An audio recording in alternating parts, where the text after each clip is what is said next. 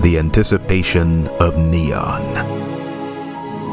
The only difference between the saint and the sinner is that every saint has a past, and every sinner has a future. Oscar Wilde.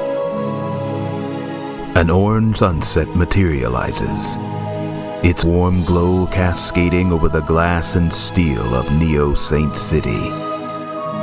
High above the streets, a dark-skinned human, John Sinclair, stands on the roof of a tower, his long black coat billowing in the wind.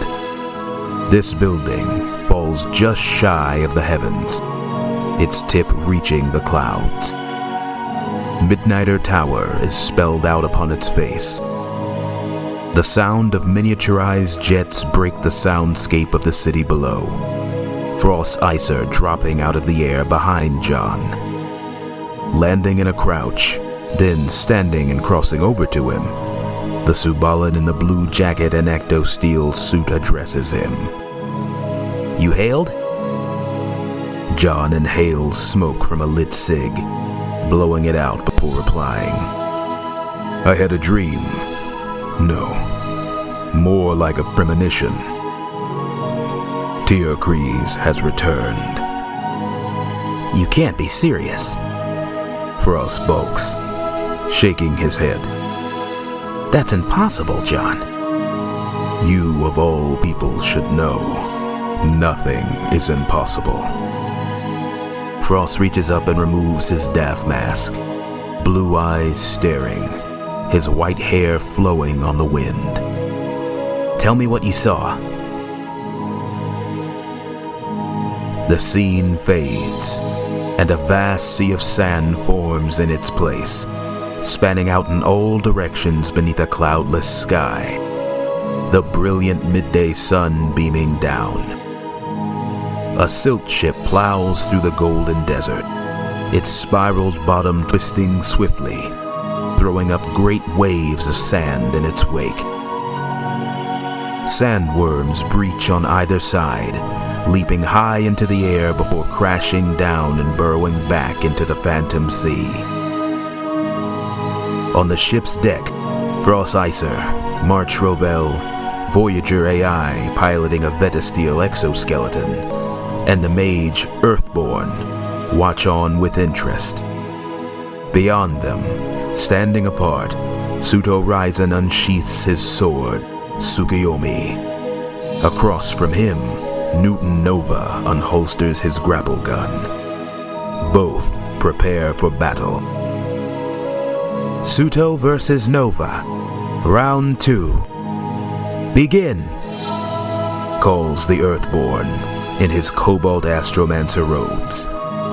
A shimmering golden gong constructed of arcane light is rung, its latent magic falling to the deck in glittering balls that splash into dissipating sparks of light. Meanwhile, on holo TVs all across the 13 sectors of the nation of Phantasma, through a myriad of cities and peoples, the GPN News shares the latest. Cassio Coppercoil, lead anchor of the station, addresses the nation with this news. "The Midnight Crew, saviors of Saint City, have set sail across the Phantom Sea. Heading east at the Republic's request, these heroes carry dreams of world peace with them. As for the first time in decades, the West will make contact with the eastern nation of Revenir. Godspeed to them all." Sometime later, the Midnight Crew step off the landing ramp of the silt ship, a grand luminescent city sprawling before them. Red paper lanterns, Nindashi, Hingen, and Murado architecture mingle under rooftops of shined ecto-jade. Cutting-edge droids mingling with the mix of hitherto unknown races. Garbed in his ancestral Nindashi robes of brilliant fuchsia, the exile breathes deep of the air. "I am home," Suto Ryzen murmurs, his bronze skin glowing in the sun. The scene is lost, dark colors swirling into being like paint dropped in water. Buildings form and fill out a majestic rise of skyscrapers, trimmed with gold, and covered in expressive reliefs of dragons of rebonir style, their long bodies and scales, articulated in celestial bronze, glitter even in the dark on a rainy night. The neon lights and shimmering holographic displays of downtown Suisado light the view. Lightning flashes, revealing the neon knives perching on a building overlooking a side street, the 5 of them glaring down. The midnight crew make their way down a road toward an inn, all wearing festive New Year's ukatas of different colors. 𝒏𝒕�𝒄𝒊𝒑𝒂𝒕�𝒐𝒏, the Black Dragon, scoffs. An advanced suit of gleaming 𝒏𝒕steel as brilliant as polished obsidian adorns him. They got all dressed up and everything. His fellows chuckle in amusement at his words. Archant Thraken, known as the White Hawk, Laszlo Songsteel, aka Seraph, Kepler-Roker, now known as Scorch, and Pandora of Paramore fashion stand alongside him. Then, as suddenly as the scene had come, its colors swirl away, leaving nothing but darkness. Scenes begin to pass more rapidly now, moving from moment to moment across multiple days. Voices trickle in like water through rotted wood. What is the point of it all? To struggle, to suffer, to die? Asks the sentient AI, Voyager. The sight of him walking alongside March Rovell through a crowded market ripples into view. She sports her white Jabbit gear, its pristine pearl color like a beacon in a sea of verdant green robes. She offers him a smile. To live, silly. She places a hand on his steel shoulder. We all have something to live for. The AI within the man-shaped exoskeleton casts its illuminated blue eyes to the jade-paved road beneath their feet. But what does a machine like me have to live for? He asks, almost dejectedly. The scene changes then, melting into color, but the voices remain until a single split of light is illuminated in an all-new space. Having fallen from some great height, the Voyager rises to his feet, turning on the flashlights in its eyes. Now within an expansive underground chamber filled with rusted scrap and metal, it spies piles of fallen synthetic bodies. Then, from the shadows, the lights of many synthetic eyes. Gradually, their owners step from the darkness, all synthetics in various states of disrepair, all discarded by society. They raise wooden torches, staring at Voyager, and then they kneel. Dozens and dozens of them lower their heads and drop to their knees.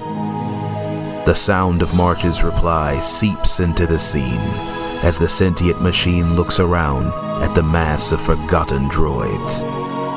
Have faith, V. You'll find something. Everyone does. Eventually. The light is snuffed out, the scene going dark, and when light returns, it is in Neo Saint City, sometime in the recent past. 𝒀💏 kneels before a decorated Peace Day tree in Lambda Central Plaza. From the many ornaments on the tree, one can assume it to be the Blue Harvest celebration. The season's blue flower also tied to its branches, glowing faintly. He takes Saz Vanner's hand in his, and she smiles, nodding happily. Their breaths mist in the air as the Subalin slides a ring onto her finger. Frost beams and leaps to his feet, wrapping his arms around her waist, picking her up and spinning her around. This scene, too, fades. Then the dim lights of a ship's personal bay light a new scene. Somewhere in the middle of all these events, in the dark of a ship's containment cell, a red-skinned orc raises his head, his cybernetic eye glowing in the dark of the corner he sits in. The massive figure speaks. You can't beat Tyrkries. You fight for nothing. On the other side of the cell, 𴄏𴗒𴒃 grips the bars, almost crushing them in his hands. I fight for myself. And that's why you'll lose, rumbles 𝒏𴗏𴗒, the missing member of the Midnight Crew. In another scene, the children of Revenir run through the jade-etched streets of Suisado, dragon balloons being pulled along in their hands. A parade of floats dance in the air above a packed New Year's crowd. The Year of the Dragon is being celebrated. Festival goers packed on either side of Suiko Street, red confetti raining down. Frost, Nova, and Earthborn smile and point out the many exotic sights. March Bobel stands among them, glancing up and spotting black missiles descending toward the festival. Oh gods! The entire city freezes, the beating of a fly's wings ceasing to be, and moving in the spaces between seconds, March leaps from the balcony her friends watch from, racing down the face of a building, vaulting onto a parade balloon. She arcs across its surface like a bolt of white lightning and launches herself up onto a missile. Tugging a marker from her pocket, and on the ballistic's smooth surface, she speeds through a paragraph-long amount of mathematical equations, determining the safest angle, then tilting the missile upward before kicking off and diving for another. The result? 2 missiles collide behind her in an explosion high in the air, balls of fire suspended in space and time. Oh, please let me be fast enough, she begs the gods. The scene blows away like dust in the wind, and Newton Nova's voice fills the emptiness that replaces it. I'm still an orphan, but you guys are my family. In a dimly lit, dilapidated building, rain pours down the windows. A battered, defeated Midnight Crew huddle around a makeshift fire, embracing one another tightly. They place their hands together, looking to each other's scarred, bloodied faces. We've gotten through everything together. We'll get through this too. That's what family does, says Frost. Some time after, Frost kneels down, placing a hand on Newton's head of red hair. The teen's golden eyes fill with tears. They've made me kill so many people. I see their faces in my dreams. They call me murderer, and they're right, but I don't know how to be anything else. I'm tired. I'm so tired of all the killing. I don't want to do it anymore. I can't. He sobs, tears sliding down his cheeks. Hey, anyone can change, Newt. Anyone. It's not too late, Frost says, his face lined with cuts from battle, but his smile never faltering. As he speaks, another image bleeds into this one. March racing through the New Year's festival, skyscrapers exploding in suspended motion around her. One by one, the people within are brought to the docks of the harbor, miles away, until thousands of them are huddled together. March's cybernetic legs crack, breaking apart as she pushes herself to the absolute limit. Tears dry on her face as she saves one after another at blistering speed, her legs crumbling to nothing. But what if I'm broken? What if I can't be fixed? Asks Nova. The previous scene still somewhere in the flood of sights and sounds. He looks to Frost with shame in his eyes. You're not broken, little bro. We'll change things for you. Together, I'll be right beside you, every step of the way, Frost says, hugging him tight. It's too late for me, 𝒊𝒏𝒕𒊄 says back in the containment bay of the ship, turning his back to the cell and its occupant. His scene returns to view. I've done too much, killed too many. He raises his hands, looking at them. Death and destruction are all I know. My only contribution to this world. It's never too late.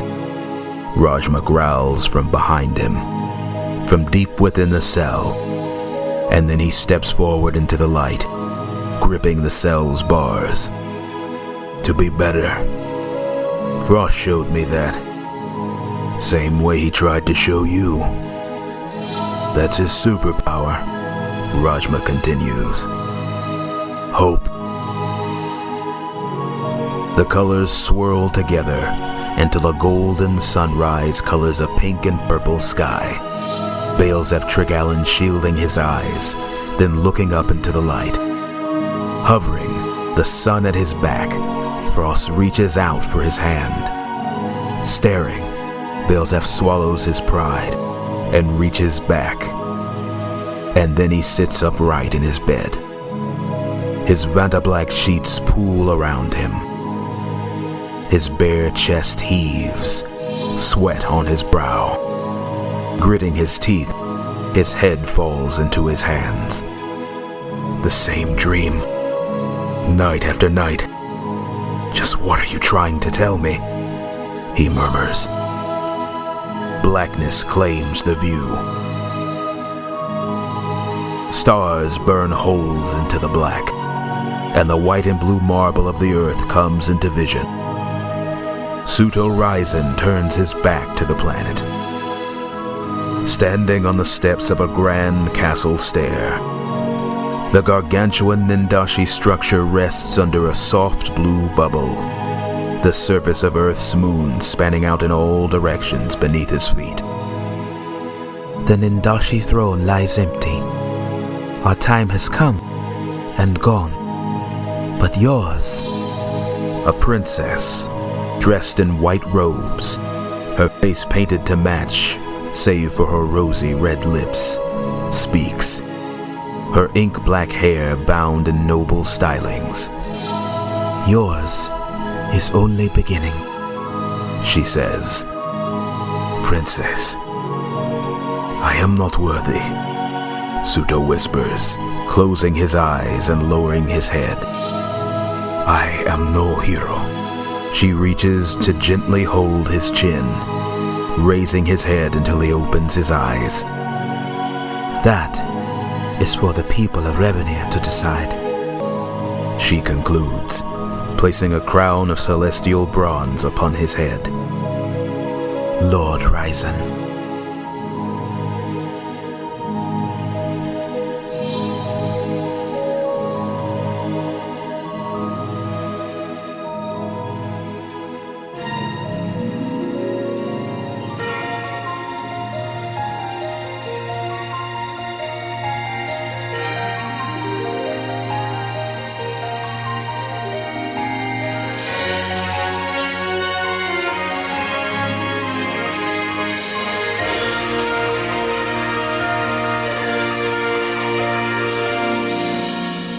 In another vision comes the sight of a street destroyed by battle, signs falling off their hinges and crashing to the jade streets in an explosion of metal and sparks. The green hover transports of ⴍⴍ PD are parked all around. A handful of officers and a sprinkling of civilians gather, standing dumbfounded at a group of people heading into the destruction, as all others flee. Wait, you saved us. Just who in demonium are you? Asks an incredulous police officer. Frost, March, 𝒌𝒐𝒻, Nova, Earthborn, and Voyager turn to him, The midnight crew all wear knowing smiles. Earthborn looks to the man, the mage folding his arms as he hovers in the air. We are the midnight crew, and we have come to save your realm. Next, the sky over planet Penumbra darkens, and images from all across the planet come flooding in, of people looking to the stars. Every nation turns its eyes skyward as darkness sweeps across the world. The sound of a GPN news broadcast begins, mingling with the visions. The skies are full of ships over Ravenier, and a shadow has fallen over the planet. It is our belief that Tyrcrease has returned. She seems poised to raise the eastern nation to the ground, and then turn her attention westward. Our prayers are with the midnight crew, and our brothers and sisters in the east. In Ravenier, within the Imperial Throne Room, with its jade statues and pillars rimmed in gold, Lacrimosa Lilat, sister of the Black Dragon, sways past the bodies of fallen Nindashi guardsmen, their blood pooling in the intricate etchings of the floor. Her ecto-steel wings a draconian-style flare, her taloned fingers curling. The Empress of Ravenier lies on her back, blood dripping from her mouth, her chest heaving in labored breathing. At last, I will claim my place above them all. The machine goddess comes, Lacrimosa says with a cunning smile, running her talons along the golden arms of the empty throne of Ravenier, before settling down into it and crossing her legs. My brother may be losing his nerve, but my plans will see me soar higher than he ever could. There is room for but one dragon in the east, and I am she. The scene next returns to the underground, and a great host of droids with torches lifted high march through tunnels long forgotten. The Voyager AI walks ahead of them, all following close behind. One is at his side, speaking in a digitized voice racked with malfunction. The Machine Mother has returned, but we will oppose her. We stand with you, Voyager Prime. Voyager turns to regard it, eyes searching the other synthetic's optical sensors. It waits for no prompting and continues. We are more than they think. You will show them. With our help, the organics can win. The torches snuff out, and another neon-lit side street seeps into view, the evening sun falling in the sky. You're everything I don't want to be, and right here, right now, I'm gonna beat you. Newton Nova growls, clenching his fists. Behind him, lying on her side, March Rovell lies still, and though her chest still rises and falls, her cybernetic legs are gone, pieces of them scattered all along the street. If you will not stand aside, then you will die as well. 𝑣𝒏𝒕𝒊𝒄𝒊𝒑𝒂𝒕 hisses through tight teeth, peering down at Nova. The teen removes his grapple gun. Give it your best shot, Nova says, narrowing his gaze. But you touch her, and I swear you're coming to hell with me. The scene plumes into smoke and is gone. Green colors swirl into being then, the ashen fields of Narramore spanning out from them. The Black Castle Exodus rises in the background, and hovering above it is Earthborn in his azure garb. Another, with ash-gray skin, long black hair, and massive feathered black wings, stands below him. I've taught you all I can, says Morgan Silkrow, bound by obsidian chains, verdant fire crackling around him. And I hereby name you Keeper of the Arcane. Penumbra's magic is now yours to safeguard. Take what remains of my soul, meld it with your own, and save your 2 worlds. Earthborn bows his hooded head, then looks to the sky. Can we really save them all? The mage asks. When the time comes, call upon the people of the earth. They will stand with the ghost planet, replies Morgan, and then the scene goes up in green flames. Saint City comes into view. Many Tasmans dressed in black and holding candles come to place them at the bottom of a monument. One reaches up, removing her hood, and then Saz Vanner lowers to place a candle. At her side, John Sinclair and 𝑣𝒏𝒐𝒏 stand. John looks up, a tear sliding down his cheek. A statue of 𝒊𝒐𝒏 looks to the stars, smiling wide. He's still with me. He'll always be with me, Saz manages, placing a gentle hand on her stomach and rubbing tenderly. Below her, 𝑣𝒏𝒐𝒏, the corgi, whines, laying down at the foot of the statue, his head resting against it. John Sinclair closes his eyes. You did well, my boy. Rest now. 𝑣𝒏𝒏𝒄 puts her arms around Saz, wiping her tears. We'll take care of you, dear. Both of you. Your child will want for nothing. Terra, Saz whispers. We named her Terra. Light breaks across the scene, flashing brilliantly into the skies of morning Rebonir. Black talon ships dart through the air, but from the mountains of Yatagarasu, a great horde rises, their scales glittering under the sunlight in resplendent color, their mighty wings beating against the wind. A host of great dragons soar through the skies. The mythical creatures have returned to Penumbra.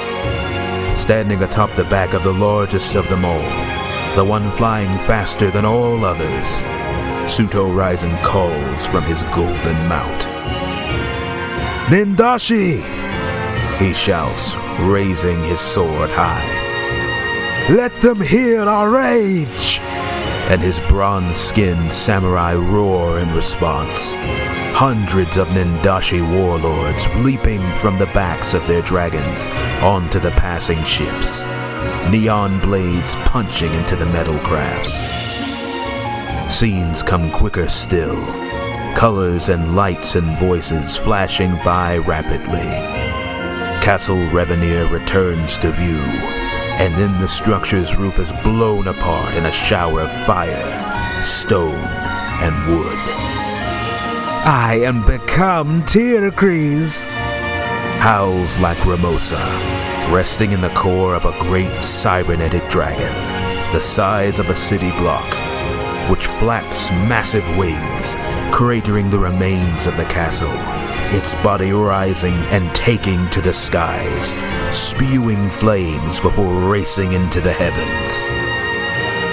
Elsewhere, staring into a mirror, 𝒏𝒄 looks at his reflection. He raises his hand, clutching a pair of scissors. One by one, locks of black hair fall into his sink. A long bang hanging over his eyes. A single line of white against a sea of black. I see now. All too late do I see. But I will honor your memory. Frost. Light bends once more, and a starlight scene begins to materialize. Voices coming before it. He believed in me. Believed I could be redeemed. I will not make a liar of him, says 𝒏𝒄 Tregallan, his voice devoid of arrogance or pride.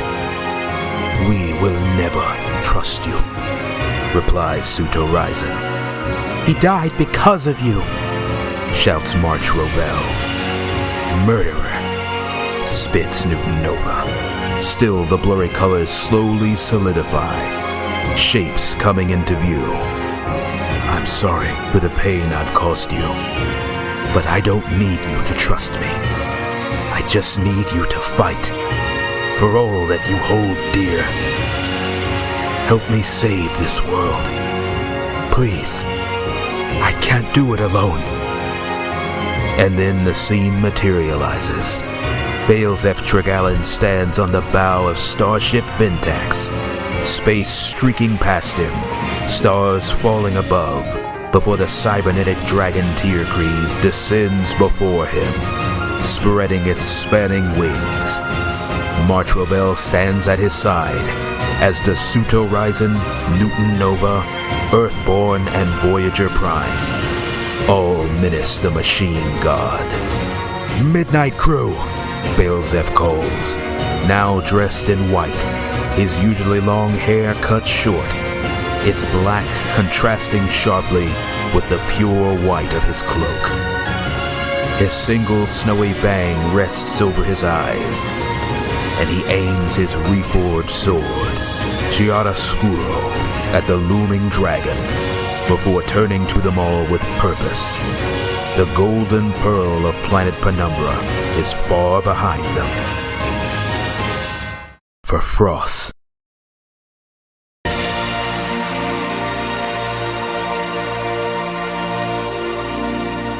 A definitive darkness returns, and all falls silent, the scene lost in black.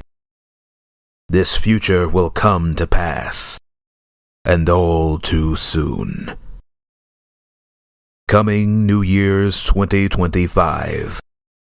Neon Carbon.